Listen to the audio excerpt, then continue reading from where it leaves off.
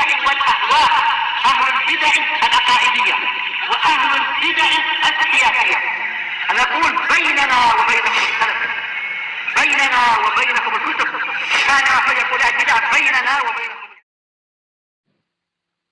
إن الحمد لله نحمده ونستعينه ونستغفره ونعوذ بالله من شرور أنفسنا وسيئات أعمالنا.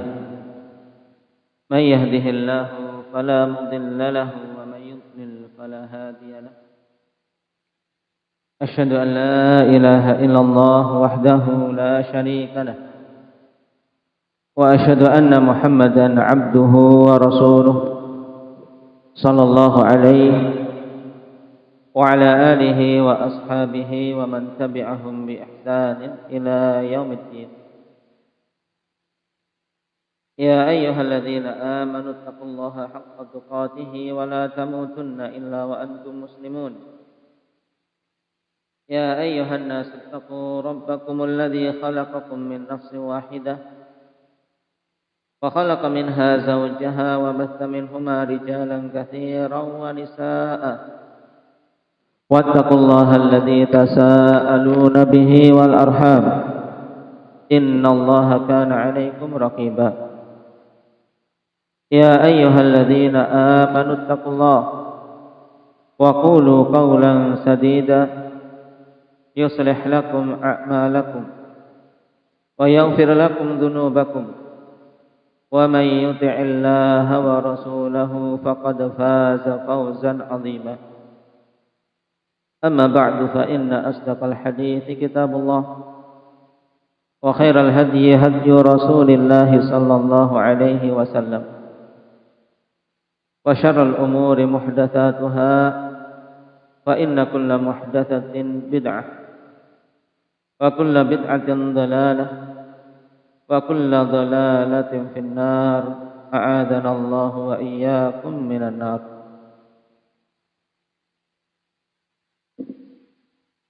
Alhamdulillah, kita memuji Allah Subhanahu wa taala dan bersyukur kepadanya atas semua kenikmatan yang Allah Subhanahu wa taala berikan kepada kita. Wa ma bikum min ni'matin faminallah. Apa saja yang ada pada kalian berupa nikmat, maka itu dari Allah Subhanahu wa taala semata datangnya. Terkhusus pada kesempatan hari ini, ketika Allah Subhanahu wa taala berikan kesempatan kepada kita untuk bisa bertemu dengan bulan yang sangat utama, bulan Ramadan. Karena sungguh sampainya seorang hamba pada bulan tersebut merupakan nikmat yang agung yang wajib disadari oleh setiap muslim maupun muslimah. Kita bisa mendapatkan hari-hari di bulan Ramadan, dan kita bisa mendapatkan taufik untuk bisa beribadah di hari-hari tersebut. Ini adalah nikmat.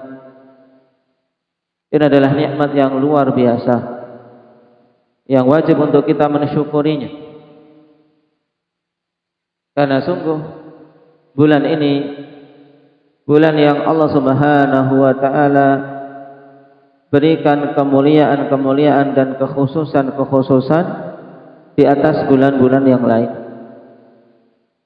Bagaimana tidak, Rasulullah sallallahu alaihi wasallam telah mengkhabarkan dalam hadis Abi Hurairah radhiyallahu anhu yang dikeluarkan oleh Imam Bukhari dan Muslim serta ahlu sunan, idza dakhala Ramadan futihat abwabul jannah wa ghulliqat abwabu jahannam wa sulsilatis syayatin. Apabila telah masuk bulan Ramadan, maka pintu-pintu surga dibuka. Allah Subhanahu wa taala buka pintu-pintu surga secara keseluruhannya, yang jumlahnya ada 8 pintu, yang ditegaskan dalam riwayat Tirmidzi walam yughlaq minha bab, dan tidak ada satupun dari 8 pintu surga tersebut yang ditutup. semuanya dibuka di bulan Ramadan. Yang dalam riwayat Bukhari, Rasulullah sallallahu alaihi wasallam menegaskan, "Futihat abwabus sama." Dibuka pintu-pintu langit. Dan dalam riwayat Muslim dengan lafaz "Futihat abwabur rahmah." Dibuka pintu-pintu rahmat. Ini menunjukkan pada bulan tersebut dibuka 3 perkara ini yang kita sangat membutuhkannya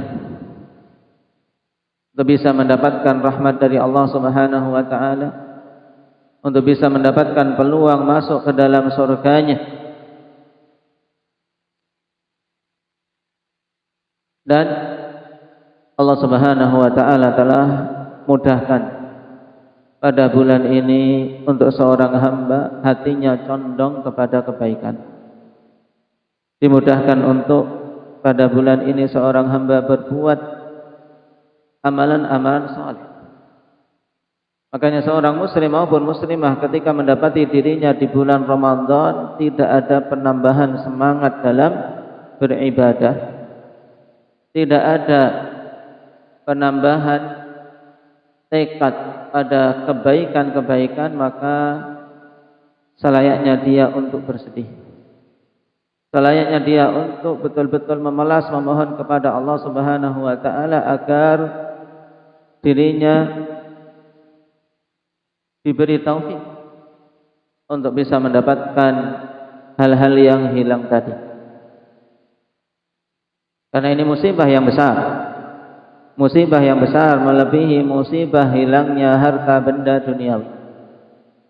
Ketika mendapati Ramadan tapi hatinya tidak bergeming, hatinya tidak ada keinginan untuk berbuat kebaikan.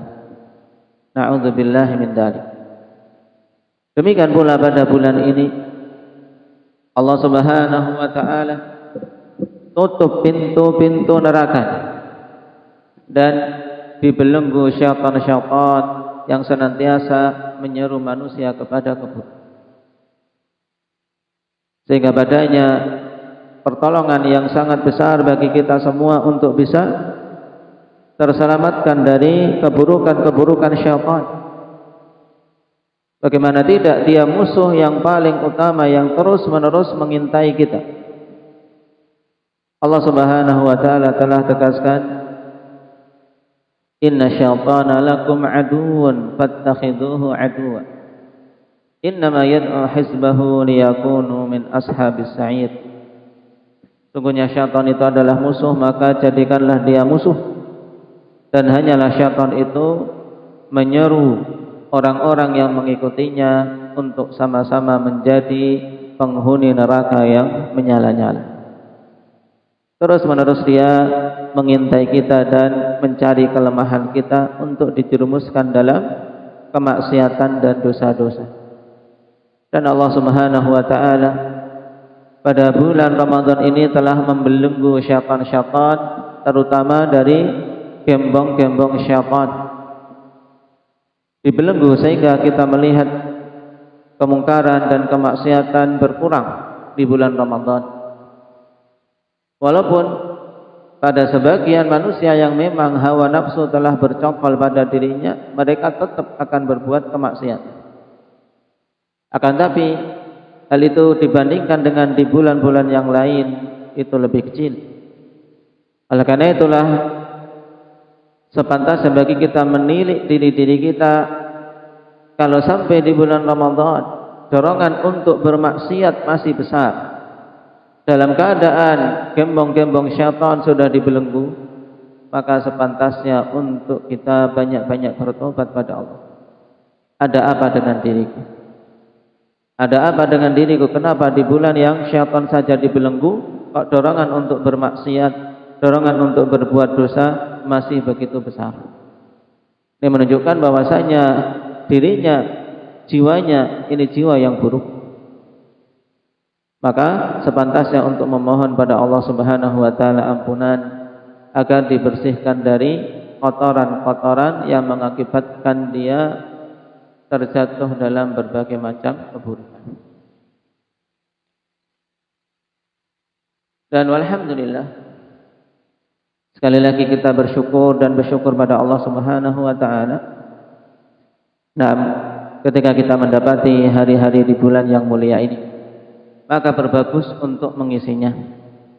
Berbagus dengan amalan-amalan yang disyariatkan secara khusus di bulan ini, seperti puasa. Nah, puasa yang merupakan kewajiban atas umat ini di bulan Ramadan.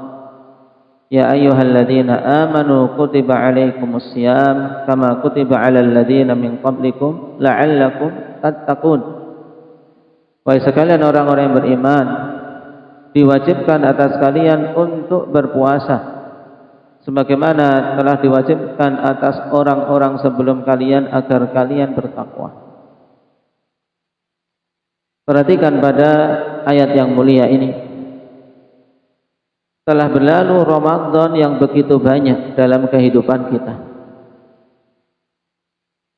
Dan ada satu perkara penting yang butuh kita menilik diri kita, yaitu terkait firman Allah Subhanahu wa taala di akhir ayat tadi, la'allakum tattaqun, agar kalian bertakwa. Ini adalah hikmah pokok dari disyariatkannya puasa atas umat Muhammad sallallahu alaihi wasallam dan juga umat-umat sebelum kita. Ya, kita diwajibkan berpuasa agar kita bisa mencapai ketakwaan kepada Allah Subhanahu wa taala. Bisa memiliki sifat takwa. Ini yang penting untuk kita tanyakan pada diri-diri kita. Telah berlalu Ramadan demi Ramadan, puasa demi puasa yang diupayakan dan dilakukan. Apakah ketakwaan tersebut sudah bisa dirasakan? Apakah ketakwaan tersebut sudah bisa dilihat pada diri-diri kita? Dan tentunya seorang muslim maupun muslimah yang jujur dalam mengoreksi diri, yang jujur dalam memperhatikan dirinya sendiri, akan melihat bahwasanya kita ini masih banyak sekali kekurangan pada Ramadan-Ramadan yang telah lewat. Sehingga butuh untuk kita lebih bersemangat pada Ramadan ini dan lebih bersemangat untuk memperbagus puasa kita, agar kita bisa keluar dari Ramadan memiliki ketakwaan yang meningkat, memiliki rasa takut yang lebih kuat kepada Allah, memiliki semangat yang lebih besar dalam kebaikan, dan terjauhkan dari kemaksiatan-kemaksiatan dan dosa-dosa. Lebih semangat, lebih kuat dalam meninggalkan maksiat. Nah, karena itulah di antara hikmah terbesar puasa. Dan juga penting untuk kita perhatikan sabda Nabi sallallahu alaihi wasallam yang mengkhabarkan tentang banyaknya keadaan orang-orang yang berpuasa, akan tapi yang dia dapat hanyalah lapar dan dahaga. Na'am, rubba sha'imin laisa hadduhu min siyamihi illa al-ju' wal 'atas. Betapa banyak orang yang berpuasa tidak mendapatkan bagian dari puasanya kecuali rasa lapar dan dahaga. Memang dia berpuasa, menahan diri dari makan, minum dari semenjak terbitnya fajar sampai tenggelamnya matahari. Akan tapi yang dia dapat hanya itu tok, rasa lapar dan rasa haus. Kenapa orang yang berpuasa seperti keadaannya? Karena dia berpuasa menahan diri dari makan dan minum, akan tapi tidak menahan lisannya dari dosa-dosa, tidak menahan matanya dari kemaksiatan-kemaksiatan, tidak menahan telinganya dari maksiat-maksiat. Atau dengan kata lain, dia memang tidak makan dan tidak minum, akan tetapi dia terus-menerus dalam puasanya melakukan kemaksiatan. Dan di antara hal yang banyak tidak disadari adalah kemaksiatan lisan. Demikian pula kemaksiatan mata dan telinga.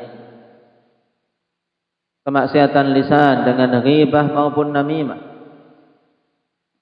Bahkan ini syaitan berusaha untuk menaruh perangkapnya pada orang-orang yang mereka pergi berangkat untuk beribadah. Pergi berangkat ke masjid, apakah itu untuk menunaikan salatut tarawih ataukah untuk menghadiri majelis ilmu. Namun syaitan menaruh perangkapnya sehingga ketika dia bertemu dengan saudari-saudarinya dalam majelis tersebut, kemudian jatuhlah dalam perkataan yang diharamkan, yaitu ghibah. Dia menggibahi saudaranya, menggibahi saudarinya, dan ini adalah dosa besar yang menjadikan pahala puasa seseorang hilang. Rasulullah sallallahu alaihi wasallam menegaskan, man lam yadda qaula zur wal jahl wal amal bih falaysa lillahi hajah min an yad'a ta'amahu wa syarabah.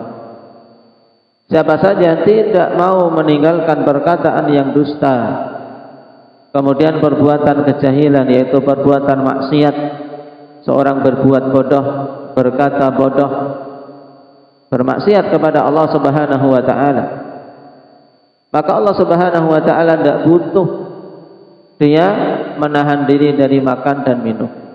Maksudnya apa? Allah tidak butuh dengan puasanya, tidak akan mendapatkan ganjaran pada amalan dia tersebut, dikarenakan dia telah merusak puasanya dengan perbuatan dosa, dengan ghibah ataupun namimah dan kemaksiatan-kemaksiatan yang lain.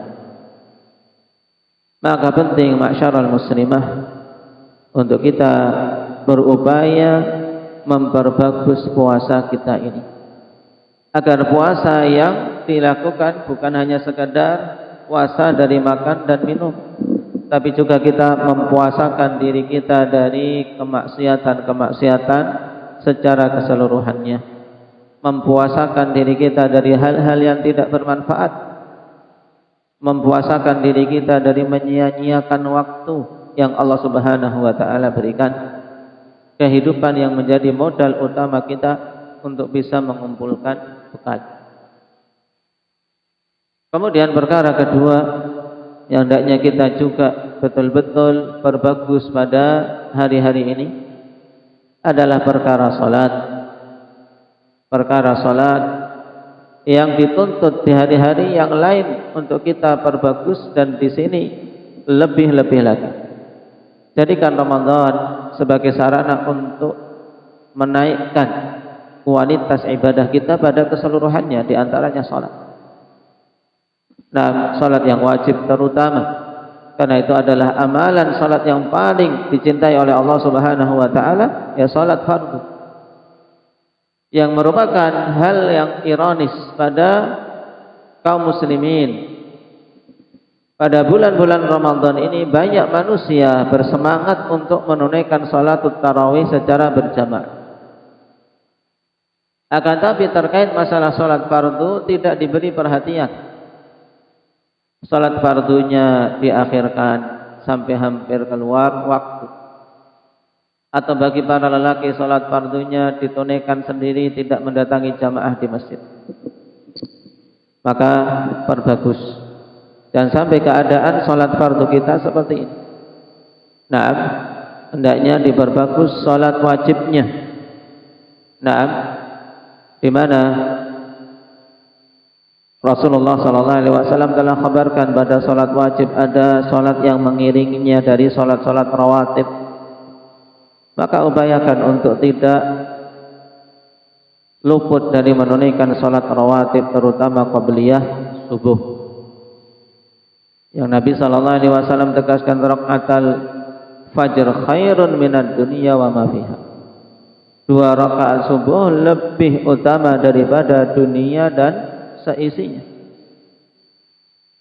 Kemudian juga rawatib yang lain, sehingga terkumpul 12 rakaat, 4 rakaat sebelum zuhur, 2 rakaat setelah zuhur, 2 rakaat setelah maghrib, dan 2 rakaat setelah isya. Kumpulkan 12 rakaat ini dalam hari-hari kita, sehingga menjadi sebab seorang dibangunkan baginya rumah di surga. Ini bagi para ummahat, bagi para akhwat yang memiliki peluangan waktu untuk jangan sampai disia-siakan, terutama mereka-mereka yang sudah tidak merawat bayi-bayi, tidak merawat anak-anak kecil. Tentunya waktu lebih longgar, maka sepantasnya untuk tidak meninggalkan hal-hal tersebut. Adapun mereka-mereka yang Allah Subhanahu wa taala berikan amanah untuk merawat bayi atau dalam kondisi hamil, maka manfaatkan kesempatan yang Allah berikan sesuai dengan apa yang dimampui, dan perbanyak ihtisab, karena kondisi yang Allah Subhanahu wa taala tetapkan untuk mereka sebagai ibu bagi anak-anaknya, merawat mereka ketika dalam kondisi bayi. Demikian pula bagi yang mengandung. Ini kondisi yang padanya ujian, selayaknya untuk dia ihtisab padanya, untuk mengharap pahala dari Allah Subhanahu wa taala, dan munculkan pada dirinya, seandainya ada waktu, seandainya ada kesempatan, aku akan menunaikan ibadah tersebut. Cuman karena kondisi mereka tidak ada kesempatan biasanya, dan ketika mau sholat ternyata anaknya menangis, tidak bisa untuk ditinggal, maka harapannya dengan niatan yang ada di dalam hatinya tadi, Allah Subhanahu wa taala tulis baginya amalan ibadah yang dia niatkan. Ini penting, karena jangan sampai seorang terbiasa meninggalkan amalan-amalan sunnah dalam keadaan dia tidak merasakan adanya kekurangan. Tapi ketika meninggalkan suatu amalan-amalan sifatnya sunnah karena suatu uzur, tetap niatkan pada diri kita, seandainya uzur ini tidak ada, sebenarnya aku sangat ingin menunaikan ibadah tersebut. Ini terkait masalah salat dan juga masalah qiyamul lail di bulan Ramadan. Betul-betul hendaknya dijaga. Bagi mereka-mereka yang tidak mampu untuk menunaikan salat malam di malam-malam Ramadan di rumahnya, dikarenakan kemalasan yang sering muncul dan juga karena hafalan yang sedikit, maka selayaknya untuk ikut salat bersama dengan kaum muslimin di masjid-masjid mereka selama aman dari fitnah, selama aman dari fitnah. Dan alhamdulillah di masjid kita nunaikannya di tengah malam sehingga jauh dari fitnah, insyaallah taala. Maka bagi yang tidak mampu mendirikannya di rumah sendiri, atau dia seandainya mendirikannya pun hanya sebentar, tidak bisa memperpanjang salatnya, maka selayaknya untuk menghadiri salatul tarawih yang diadakan di masjid. Tapi seandainya dia mampu menunaikan salat tersebut sendiri di rumahnya, maka itu lebih utama. Dalam kondisi dia bersemangat, dalam kondisi dia bisa memperpanjang salatnya, maka itu lebih utama bagi para wanita. Nah, dan masing-masing bisa memperhatikan keadaan dirinya, bisa menelisik dirinya. Nah, bagaimana kondisiku terkait masalah salat malam? Karena jangan sampai malam-malam di bulan Ramadan seseorang meluputkan dirinya dari bagian qiyamul lail, yang para ulama menyebut qiyamul lail di malam-malam tersebut dengan istilah salatul tarawih. Yang hakikatnya salatul tarawih ya qiyamul lail, sebagaimana salat malam di hari-hari yang lain. Nah, hanya saja di bulan Ramadan disyariatkan untuk secara berjamaah, yang bahkan ada keutamaan khusus bagi yang menunaikannya secara berjamaah bersama dengan kaum muslimin. Rasulullah mengatakan, man shalla ma'al imam hatta yansharif kutiba lahu qiyamul lailah.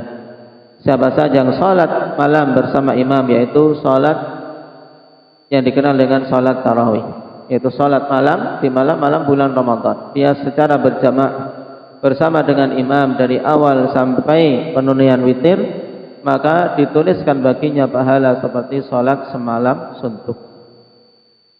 Tentunya ini kemudahan yang besar dari Allah Subhanahu wa taala, yang selayaknya seorang muslim maupun muslimah untuk berusaha meraihnya dan jangan menyia-nyiakannya. Perkara ketiga, masyarul muslimah, untuk betul-betul kita perhatikan di hari-hari ini terkait hubungan kita dengan Al-Quran. Perhatikan diri kita terkait hubungan kita dengan Al-Quran.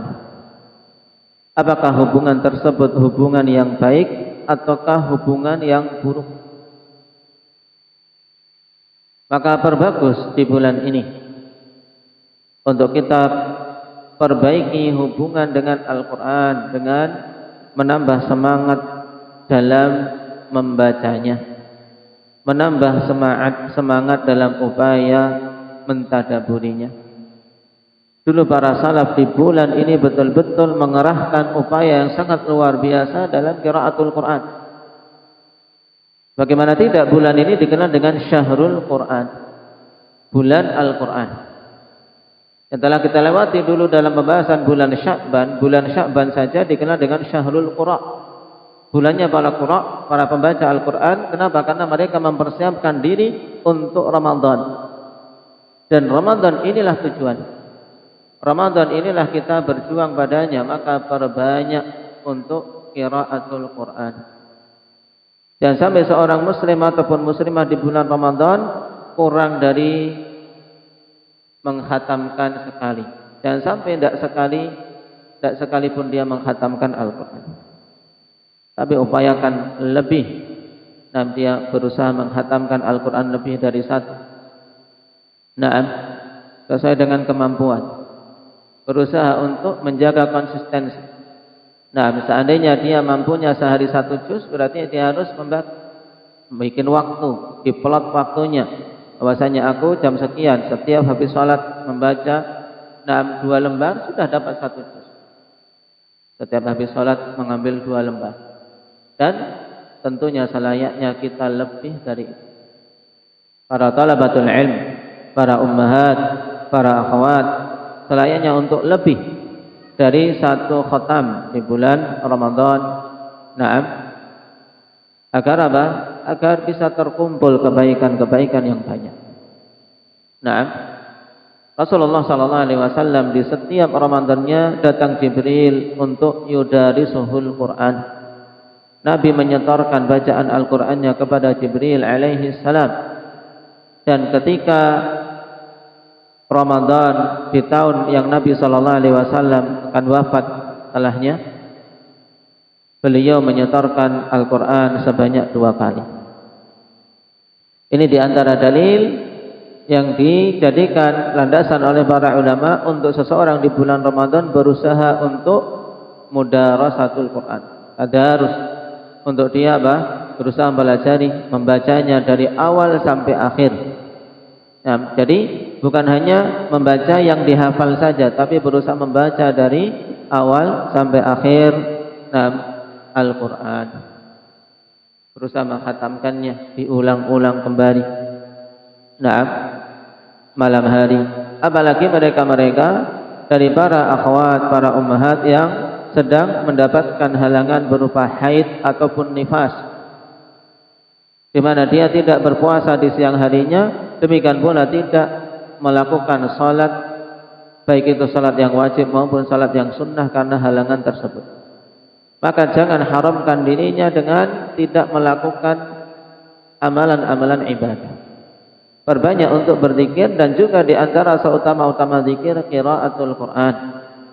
Karena pendapat yang kuat dari pendapat para ulama, seorang yang haid maupun nifas diperbolehkan untuk membaca Al-Quran.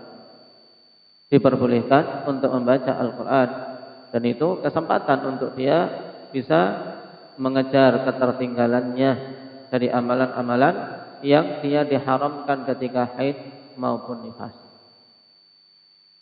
Kemudian di antara hal penting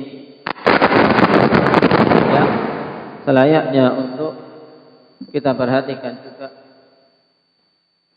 yaitu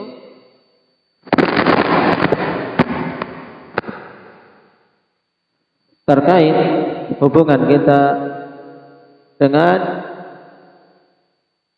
amalan-amalan yang lainnya berupa sedekah.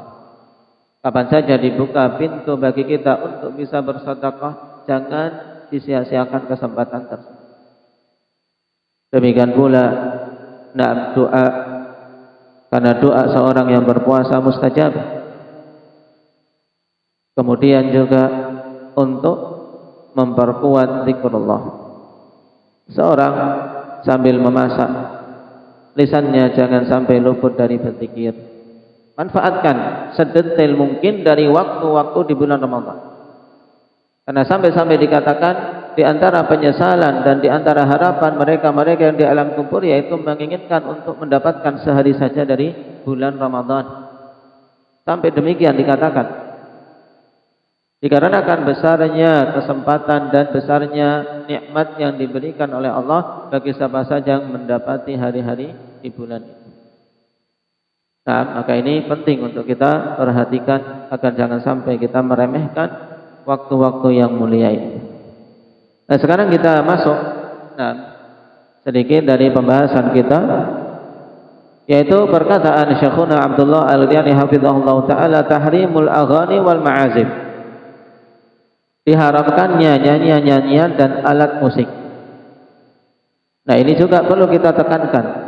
Tadi telah ada tanbih terkait bagaimana kita di bulan Ramadan untuk menjauhi hal-hal yang merusak amalan puasa kita. Di antaranya ini, jangan sampai telinga-telinga kita mendengar nyanyian-nyanyian yang diharamkan dan mendengar alat-alat musik dibunyikan.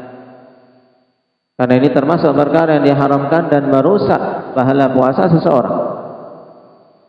Qala Allah Ta'ala, wa minan nasi man yashtari lahwal hadits liyudilla an sabilillahi bighairi ilmin wa yattakhidhaha huzwa ulaika lahum adzabun muhin.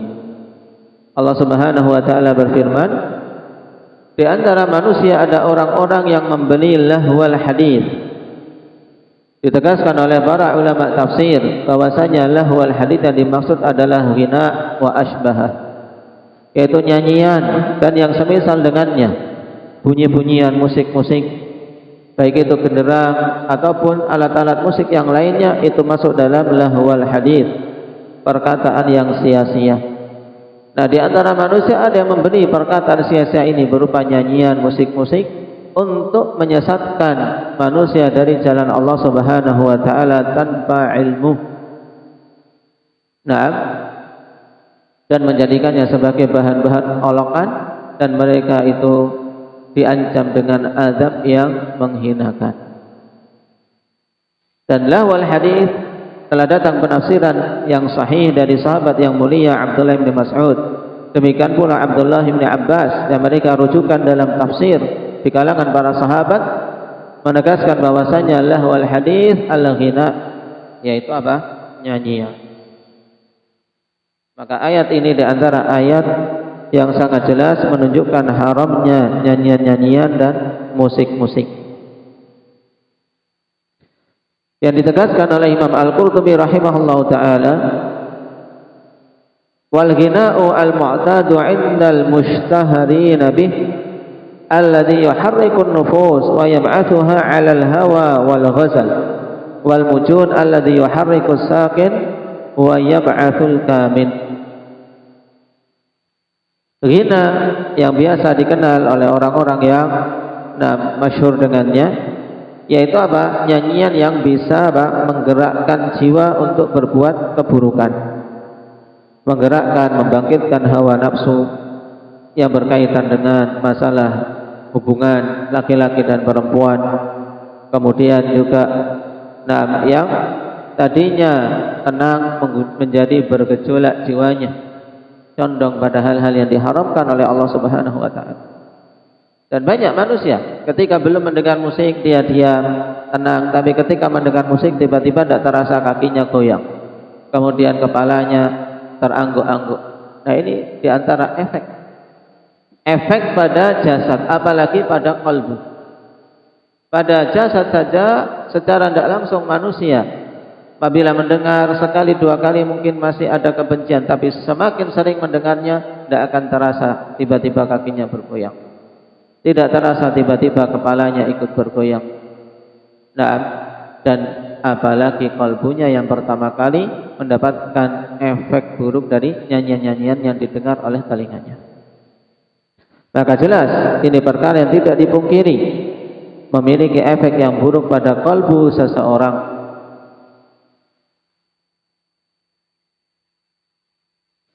Makanya sampai dikatakan, nah, bahwasanya al-ghina yumbitun nifaq. Nyanyian-nyanyian itu akan apa? Menumbuhkan kemunafikan di dalam hati. Akan menumbuhkan kemunafikan di dalam hati. Nah, dan akan menjadikan hati ini terisi dengan yang haram sehingga sulit untuk diisi dengan kalimat-kalimat yang utama, di antaranya Al-Qur'an. Nah, sulit untuk dia bisa mentadaburi Al-Quran, sulit untuk menghafal Al-Quran. Di antara sebabnya karena apa? Hatinya sudah terisi dengan nyanyian-nyanyian. Qala Syekhuna hafizahullah ta'ala wa Abi Amir radhiyallahu anhu aw Abi Malik al-Ash'ari radhiyallahu anhu annahu sami'a an-nabiy sallallahu alaihi wasallam yaqul la yakunanna min ummati aqwamun yastahilluna al-hira wal harira wal khamra wal ma'azif. Dari Abi Malik al-Ash'ari atau Abi Amir, bahwasanya beliau mendengar Rasulullah sallallahu alaihi wasallam bersabda, sungguh akan ada dari kalangan umatku kaum yang mereka menghalalkan al-hira. Al-hira maknanya adalah zina.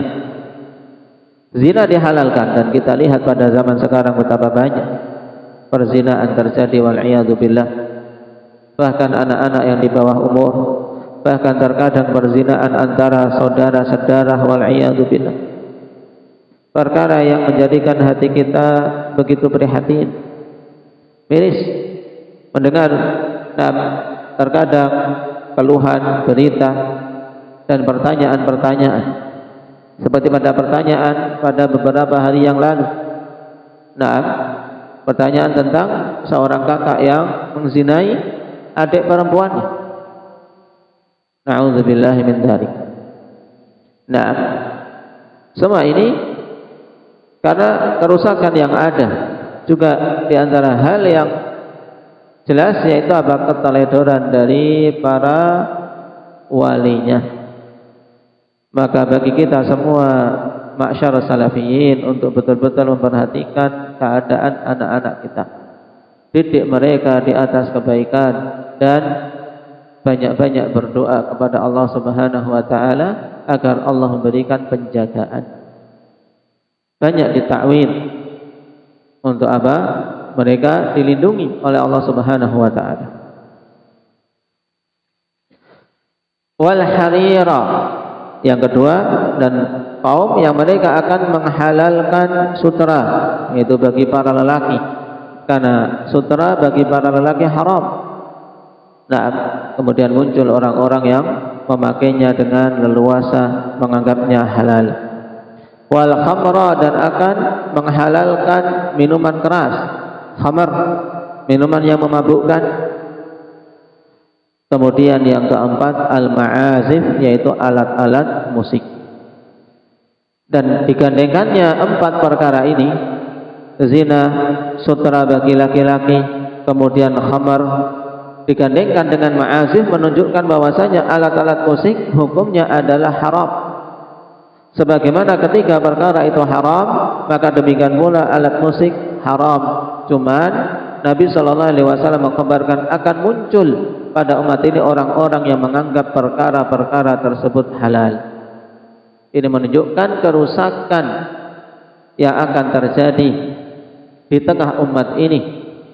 Dan kerusakan yang dimunculkan oleh orang-orang yang lemah dalam iman.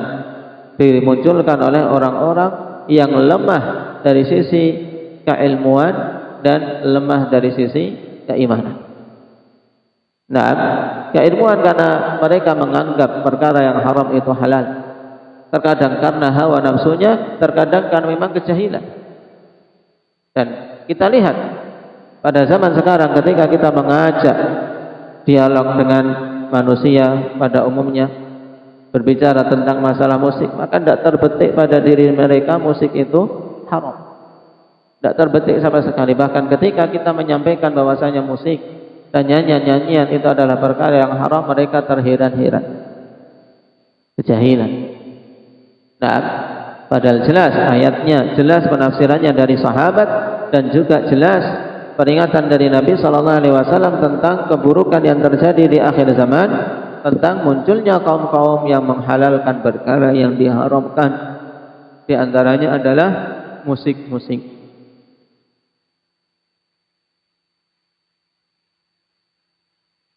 Dan Nabi SAW mengkhabarkan akan terjadinya perkara ini bukan sebagai bentuk persetujuan. Bukan sebagai bentuk persetujuan Nabi SAW mengkhabarkan hal ini, tapi sebagai bentuk tahdzir, sebagai bentuk peringatan jangan sampai kita masuk dalam deretan kaum yang seperti itu. Nah,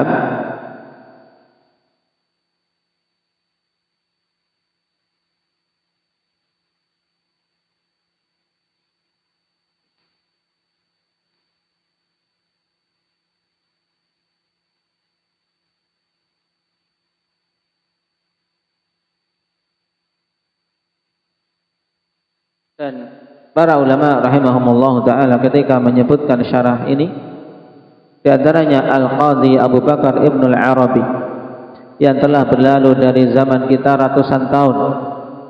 Beliau mengatakan, waqad sami'na wa ra'ayna man yaf'alu dzalik. Sungguh kami telah mendengar dan melihat orang yang melakukan seperti itu. Ini di zaman beliau. Apalagi kalau melihat zaman kita sekarang. Nah, bagaimana seorang mengaku muslim tapi zina dianggap biasa, mengaku muslim tapi minuman khamar dia anggap biasa, apalagi perkara musik-musik dan nyanyian-nyanyian yang diharamkan. Nasallallahu al-afiyata wassalam.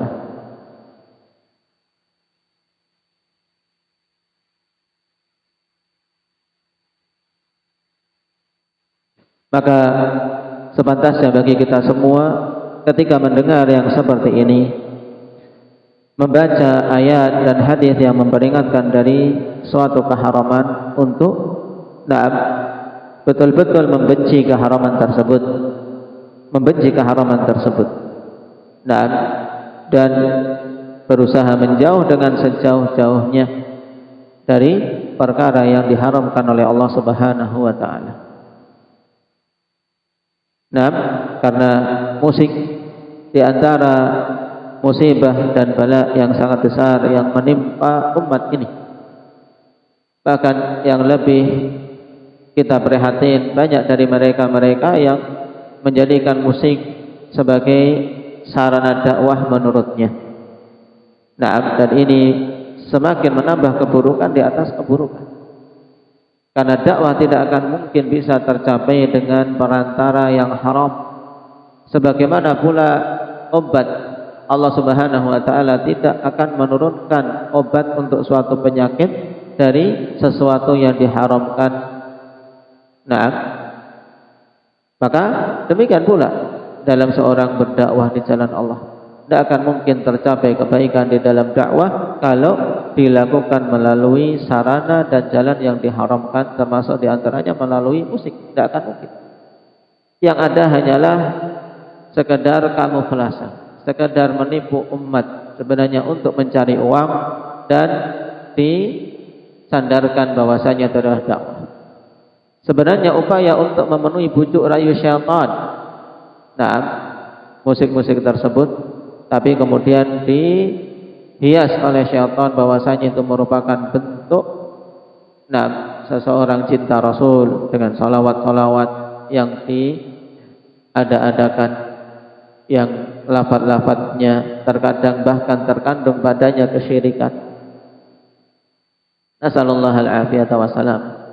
Kita bersyukur pada Allah Subhanahu wa taala ketika Allah selamatkan kita dari keburukan-keburukan tersebut. Dan hendaknya kita qanaah, kita betul-betul merasa cukup dengan apa yang Allah pilihkan bagi kita. Betul-betul kita merasa apa yang Allah berikan pada kita ini sungguh nikmat yang sangat agung. Wajib atas setiap muslim demikian. Rasulullah sallallahu alaihi wasallam telah menegaskan, tuba liman hudiya lil Islam wa ruziqa kafafan wa qanna'ahu Allahu bima atah.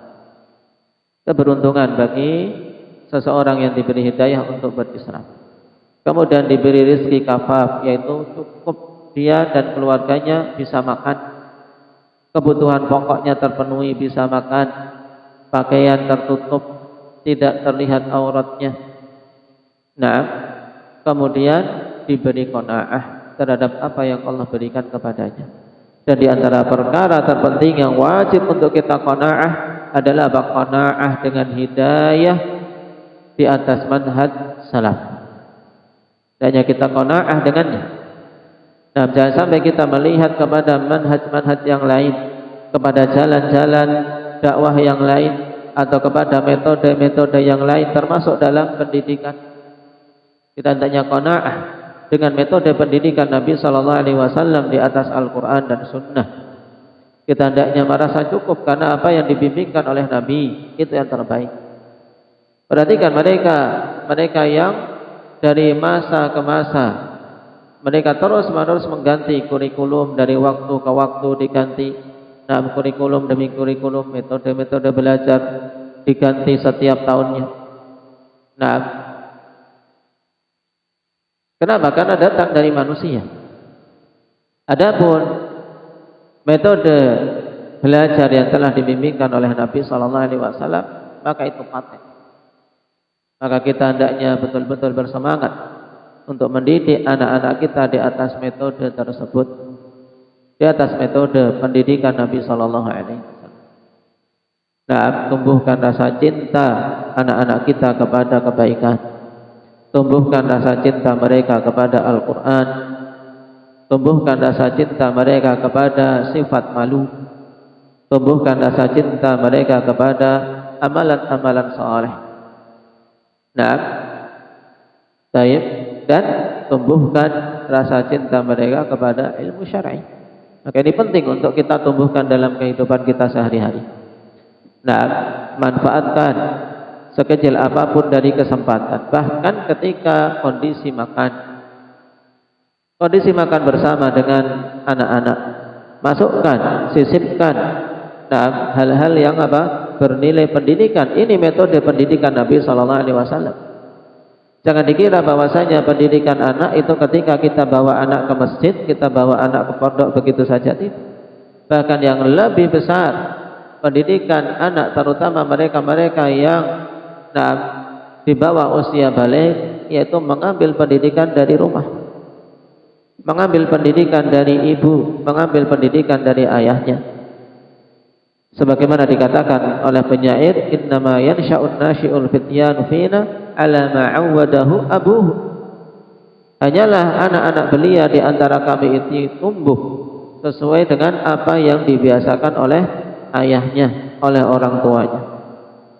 Nah, keteladanan dari orang tua sangat penting. Nah, orang tua menunjukkan semangat dalam membaca Al-Quran, biiznillah anak-anak akan mengikutinya. Nah, keteladanan dalam penunaian sholat, demikian pula dalam semangat untuk belajar, taib, dengan terus-menerus memberikan dorongan dan arahan, taib, jangan sampai jemu untuk mengarahkan mereka ketika mendapati pada sebagian anak kecenderungan untuk berbuat buruk, maka segera untuk menempuh obatnya, jangan ditunda-tunda. Jangan seseorang meremehkan penyakit. Kenapa? Karena penyakit kalau dibiarkan lambat laun akan semakin membesar. Contoh penting, penyakit berdusta. Penyakit berdusta pada anak-anak. ini harus segera diobati. Kapan saja mendapati suatu saat berdusta, nah kita cek ternyata memang betul berdusta, maka segera diberikan nasihat, segera ditempuh jalan pengobatannya. Apabila dengan jalur yang lembut belum juga berhasil, maka berusaha untuk dengan keras, dengan tegas, dengan hukuman, tapi hukuman-hukuman yang syar'i, hukuman-hukuman yang tidak menyelisih syariat. Memukul dengan pukulan yang tidak sampai melukai dan seterusnya dari hal-hal yang dibimbingkan di dalam syariat kita dalam mendidik anak. Ini penting untuk kita ingatkan dan ingatkan, karena sungguh apa yang Allah Subhanahu wa taala berikan kepada kita berupa hidayah ini perkara yang agung, perkara yang wajib kita jaga, dan juga perkara yang hendaknya kita persiapkan untuk anak-anak kita agar mereka juga bisa kokoh di atasnya. Kita memohon pada Allah Subhanahu wa taala taufik untuk bisa istiqamah di atas sunnah ini, memohon kepadanya taufik untuk bisa betul-betul memanfaatkan hari-hari di bulan Ramadan dengan amalan-amalan saleh, dan memohon kepadanya taufik untuk bisa mendidik dan membimbing amanah yang Allah Subhanahu wa taala pikulkan kepada kita berupa anak-anak dengan sebaik-baiknya. Nasallallahu at-taufiq lima yuhibbuhu wa yardah. Walhamdulillahi rabbil alamin. Subhanakallahumma bihamdik asyhadu an la ilaha illa anta astaghfiruka wa atubu ilaik.